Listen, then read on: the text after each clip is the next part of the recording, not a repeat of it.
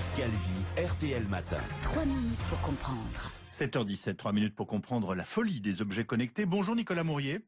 Bonjour Yves Calvi. Vous êtes expert en objets connectés pour la société AP et SI. Apple a donc présenté sa montre connectée, un nouveau modèle qui s'ajoute à une très longue liste de ces objets connectés qui se sont imposés dans notre quotidien.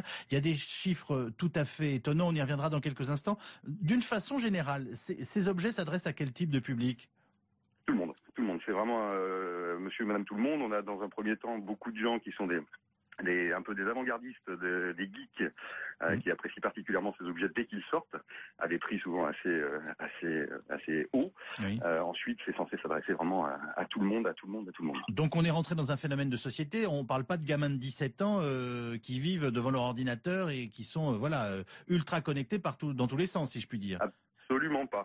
On est dans une révolution qui, d'après tous les experts, s'attache à dire qu'elle sera une révolution plus importante que le smartphone lui-même. On parlait encore il y a peu de temps de 80 milliards d'objets connectés pour 2020. Oui. On en est rendu maintenant avec les cabinets spécialisés à parler d'un chiffre de 200 milliards d'objets connectés. C'est absolument faramineux. La France fait-elle partie de ces pays où les objets connectés connaissent un vrai succès aujourd'hui, Nicolas Mourier ? Alors en fait, en matière d'utilisation, j'ai pas trop d'idées de chiffres là-dessus, mais en matière d'idées et d'entreprises qui se font reconnaître par ce biais-là et qui créent des objets connectés, oui, on est très fort. Au CES de Las Vegas en janvier 2015, il y avait plus de 160 entreprises françaises qui venaient présenter leurs produits. Donnez-nous, votre sélection en quelques mots des objets connectés que vous pensez aujourd'hui les plus étonnants et pouvant nous aider et voire modifier notre vie. Alors étonnant rime pas forcément avec un usage très adéquat. Tout souvent, on a des sociétés en France comme Netatmo, WeThings, Parrot qui sont d'excellentes sociétés. Les objets en tant que tels, on peut aller des chaussures connectées jusqu'aux sextoys connectés.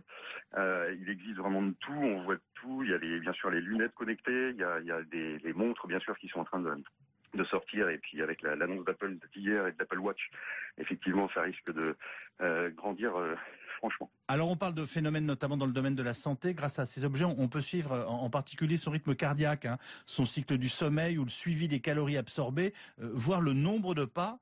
D'ailleurs, les assurances américaines proposent une nouvelle offre à leurs assurés, porter un bracelet connecté pour payer moins cher son assurance. Qu'est-ce que vous en pensez ? Ah ouais, j'en pense que c'est surtout porter un bracelet connecté pour éventuellement avoir une surprime d'assurance. Ouais. Oui. Là, il faut faire attention à l'usage. Effectivement, la grande question, c'est à quoi vont servir les données, les datas. Imaginez aujourd'hui 200 000 médecins en France qui vous font un diagnostic complet en plusieurs phrases sur le type de topologie, le type de maladie, de symptômes que vous pouvez avoir. Imaginez 65 millions de Français ou à échelle encore plus large, de gens qui disent j'ai Bobola. On va avoir des milliards d'objets qui vont communiquer des toutes petites datas, qui vont vous donner des indications sur votre état de santé. Reste à voir ce que vont en faire les fabricants et surtout les exploitants. On est bien d'accord. Si on va au bout de la logique, c'est d'imaginer que des compagnies d'assurance puissent demain nous mettre un malus si on ne porte pas de montre connectée. Au même titre qu'elle pourrait mettre un bonus, c'est du flicage. Ça peut devenir du flicage si c'est utilisé à mauvais escient. On parle souvent de la sécurité de nos données. Plus on est connecté, est-ce que ça veut dire qu'on a d'autant plus de chances de se faire pirater ? Ce sera ma dernière question. D'accord. Alors là, vu que c'est le démarrage en fait des objets connectés, on n'est pas encore très très fort en matière de sécurité. Maintenant, ça va venir avec l'explosion du nombre d'objets qui vont se créer. Où là, il y aura forcément des efforts qui seront faits en matière de sécurité. Maintenant, rien n'est inviolable. Merci Nicolas Mourier. Je rappelle que vous êtes expert en objets connectés. 3 minutes pour comprendre l'actualité tous les matins à 7h15 sur RTL. Yves Calvi, RTL Matin. Pour tout savoir des coulisses de l'info.